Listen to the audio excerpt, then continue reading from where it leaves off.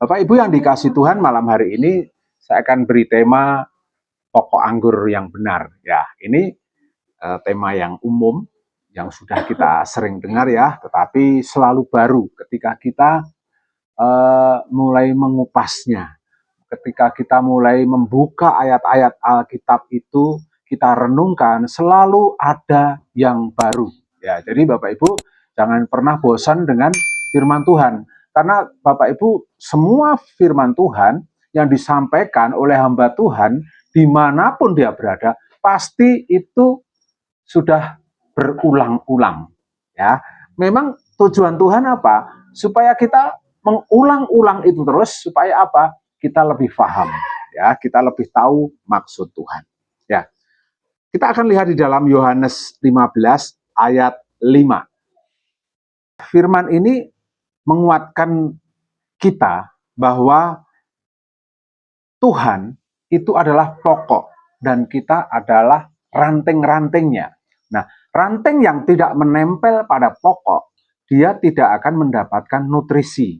Dia tidak akan mendapatkan satu penghiburan atau mendapatkan sesuatu yang Tuhan sediakan. Nah, memang kita harus menempel pada pokok anggur yang benar itu, karena kita adalah rantingnya.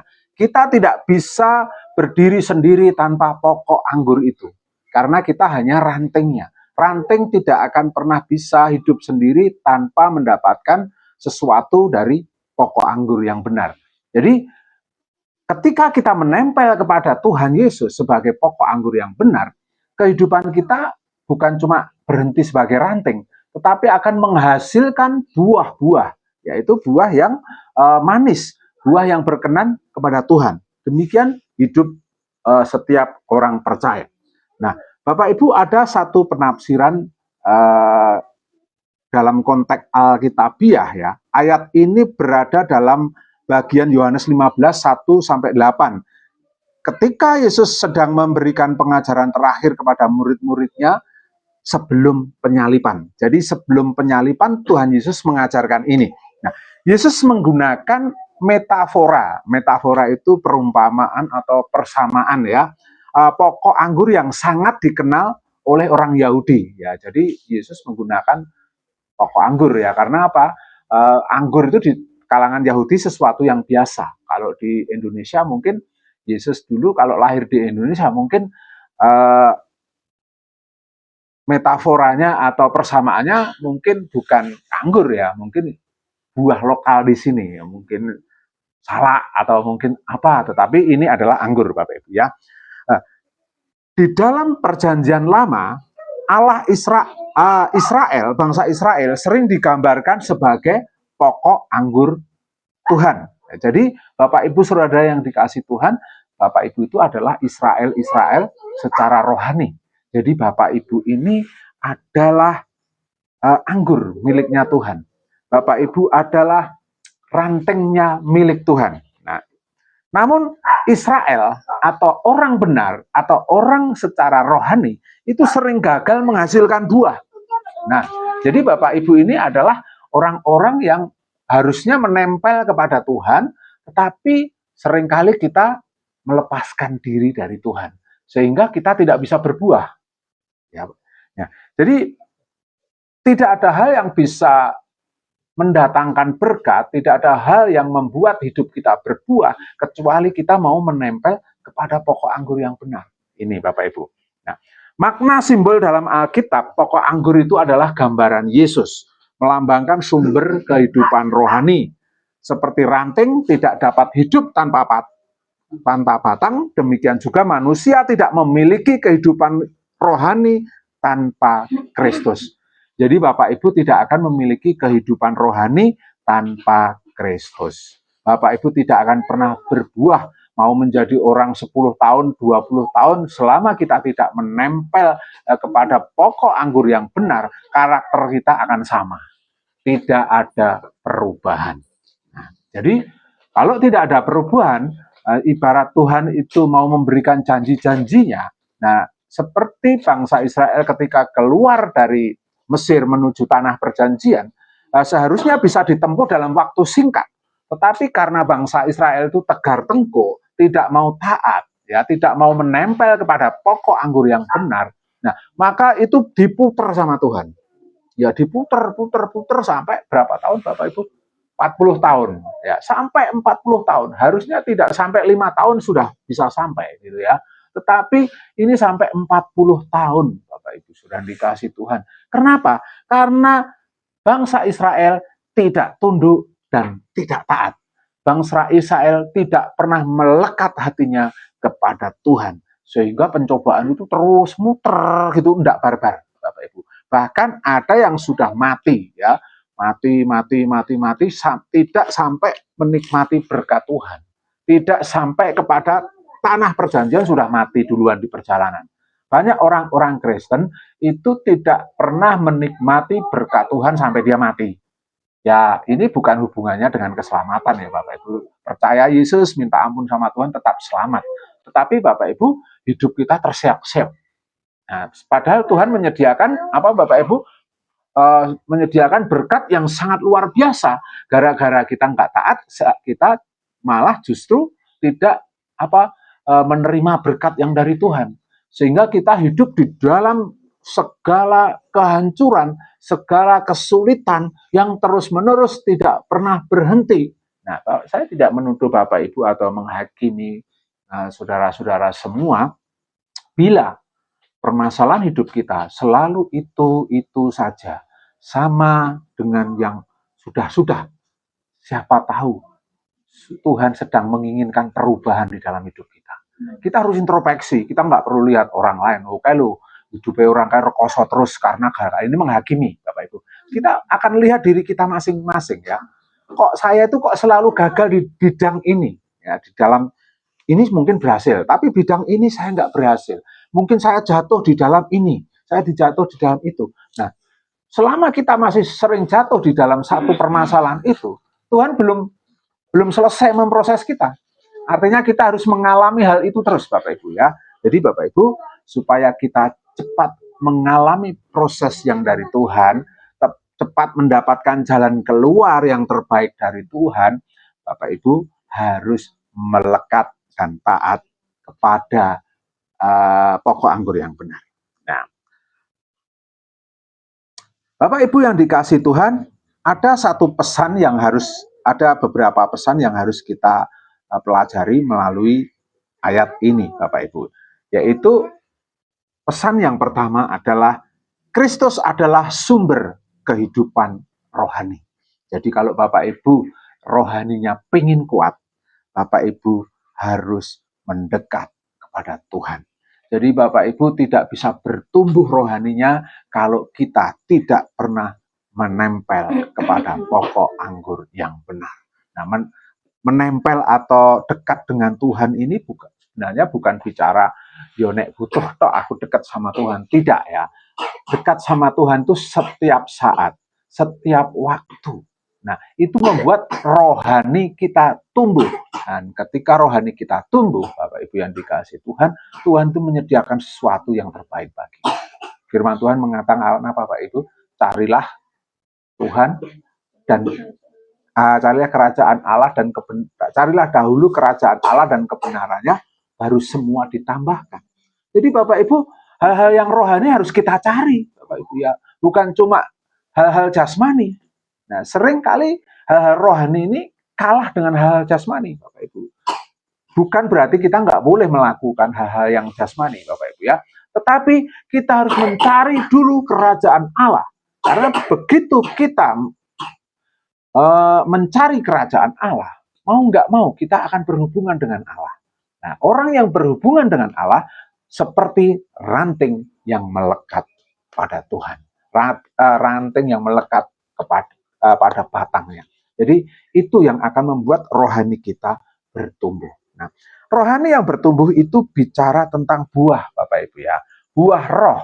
Nah, orang yang tidak bertumbuh secara rohani, dia tidak menghasilkan buah roh. Ya, Bapak Ibu bisa lihat buah roh itu apa saja ya, ya di dalam Galatia 5, 22 sampai 23. Nah, itu Bapak Ibu nanti baca itu loh. Kalau Bapak Ibu masih ada, ya sesuatu yang belum ada di situ, berarti Bapak Ibu belum bertumbuh, belum terlalu melekat, atau kadang melekat, kadang keluar, kadang masih sakar PDW. Mulai sekarang ini Bapak Ibu sudah dikasih Tuhan, teruslah melekat kepada Tuhan. Dan ketika kita melekat kepada Tuhan, kepada kepada pokok anggur yang benar atau batang itu, saudara akan menghasilkan buah-buah kebenaran. Dan buah-buah itu akan dinikmati oleh orang.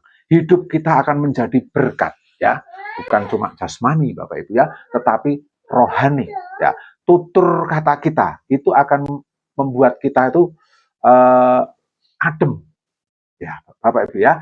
Orang yang sudah berbuah di dalam kerohaniannya, tutur katanya pasti membuat orang adem, tidak membuat orang kemerungsung atau marah atau terlalu oposite salah paham, tidak Bapak Ibu. Orang yang sudah di dalam Tuhan pasti memiliki buah roh itu.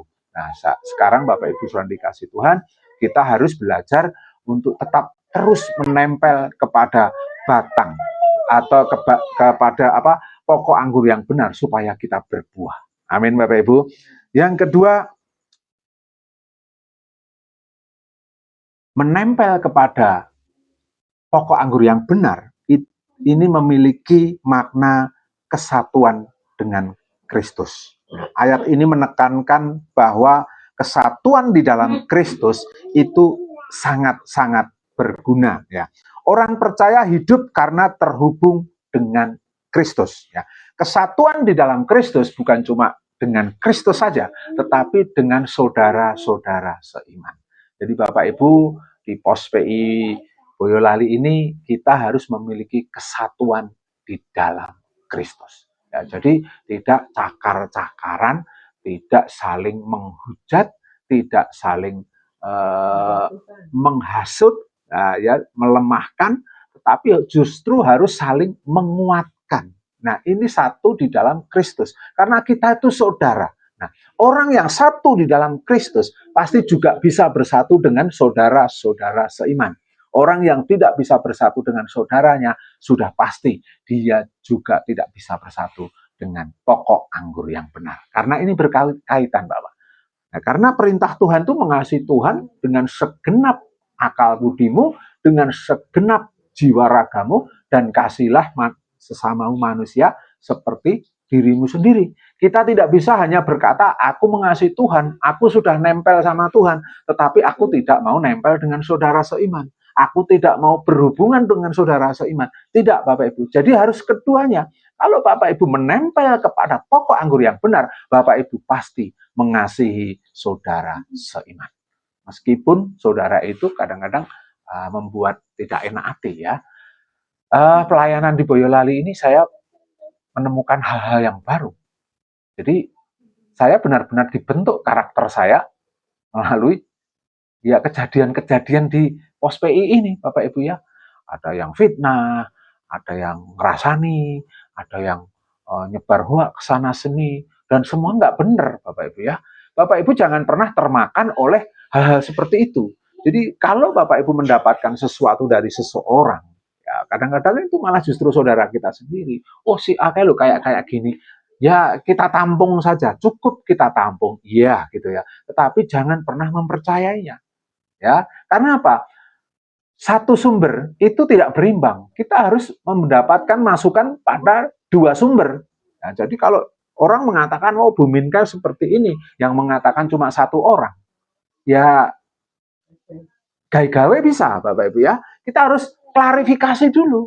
Versinya dia seperti apa. Nah, klarifikasi itu tujuannya bukan untuk ngedu ya, Bapak Ibu ya. Untuk mengetahui saja, oh ini fitnah atau bukan. Jadi jangan pernah kita sebagai umat Tuhan yang memiliki kesatuan di dalam Kristus termakan ya isu, termakan gosip, termakan perkataan orang lain yang tidak bertanggung jawab, termakan orang yang tidak mau menempel pada pokok anggur yang benar. Nah, jadi Bapak Ibu, kalau dia merasa orang yang keluar dari pokok anggur yang benar itu merasa dia memiliki kesatuan di dalam Kristus, meskipun sudah tidak bersama-sama dengan kita, tentu tidak akan melakukan hal itu. Tapi apa yang terjadi Bapak Ibu? Kita harus tetap mendoakan supaya orang-orang seperti itu juga dijamah Tuhan. Jadi Bapak Ibu tetap tidak boleh termakan oleh provokasi, tidak boleh termakan oleh isu-isu dan lain sebagainya, tetapi fokus kepada Tuhan. Bahwa yang kita perlukan itu hanya taat dan nempel pada Tuhan. Itulah kesatuan di dalam Kristus. Yang ketiga, menempel pada pokok anggur yang benar, ini memiliki makna ketergantungan total. Ya Bapak Ibu, ketergantungan total itu tidak setengah-setengah, tidak seperapat, tidak apa Bapak Ibu telung perapat, tetapi total. Nah, ketika kita menempel total kepada Tuhan, kita itu akan melihat hal-hal itu terjadi Bapak Ibu. Karena tanpa menempel kepada pokok anggur yang benar, kita itu tidak bisa berbuat apa-apa. Kita tidak bisa melakukan hal-hal yang Tuhan kehendaki dalam hidup kita. Atau kita tidak akan berhasil di dalam kehidupan kita. Karena apa? Kita nggak mau menempel.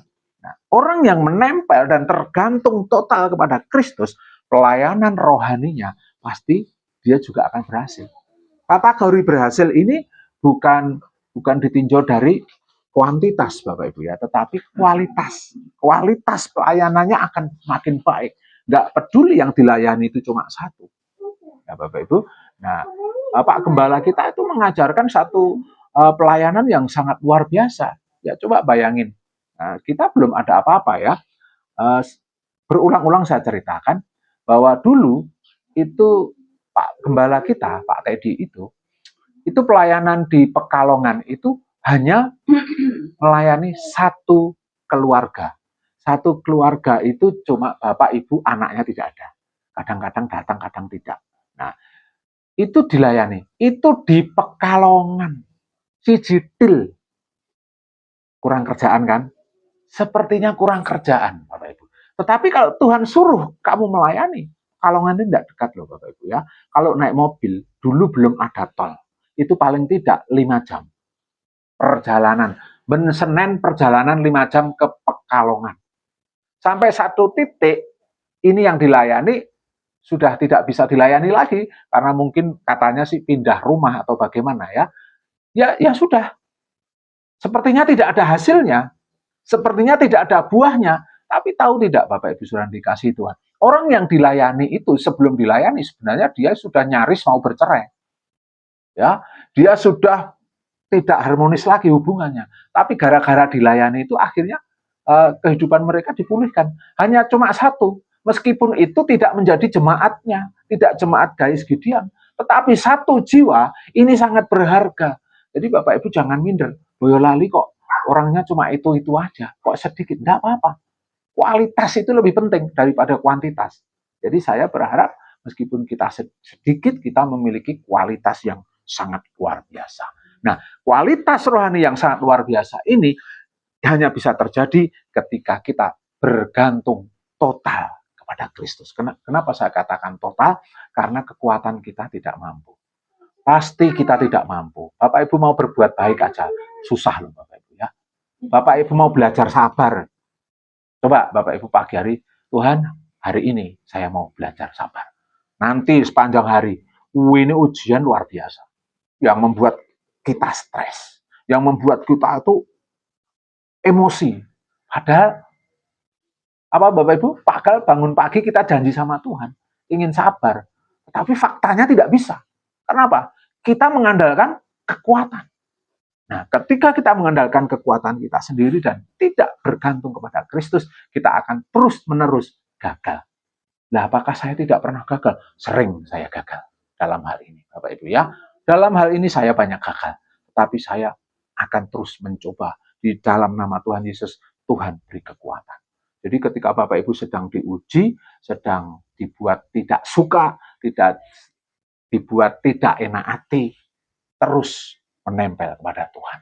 Cepat atau lambat Bapak Ibu akan bertumbuh dan berbuah. Ya, inilah pentingnya melekat kepada Tuhan dan bergantung penuh kepada Kristus.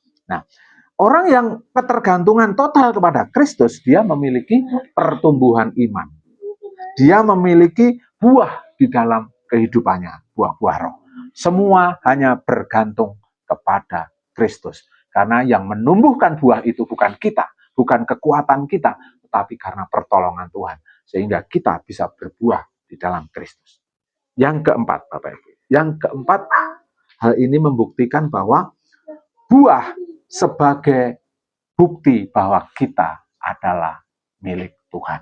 Ya, jadi Bapak Ibu saudara dikasih Tuhan, memang buah itu bukan syarat masuk surga. Ya Bapak Ibu. Bapak Ibu tidak berbuah pun kalau percaya Yesus tetap masuk surga. Kadang-kadang orang Kristen itu banyak yang jahat. Tetapi ketika 1 detik dia minta ampun sama Tuhan, Tuhan ampuni, dia diampuni. Tapi hidupnya kacau Bapak Ibu. Jadi Tuhan itu mau apa? Hidup kita juga sukses. Jadilah kehendakmu di bumi seperti di surga. Nah, artinya apa? Kita mencicipi surga di bumi ini. Nah, ini hanya menempel kepada Tuhan. Inilah buah yang Tuhan mau di dalam hidup kita. Supaya, Bapak Ibu Saudara dikasih Tuhan, kita benar-benar mendapatkan sesuatu berkat yang luar biasa dari Tuhan. Amin Bapak Ibu. Mau ya tetap menempel pada Tuhan ya. Ya. Saya kira firman Tuhan tidak kami perpanjang, biarlah ini menjadi kekuatan bagi kita semua. Ya, kita harus terus menempel kepada pokok anggur yang benar, yaitu Tuhan Yesus Kristus. Amin.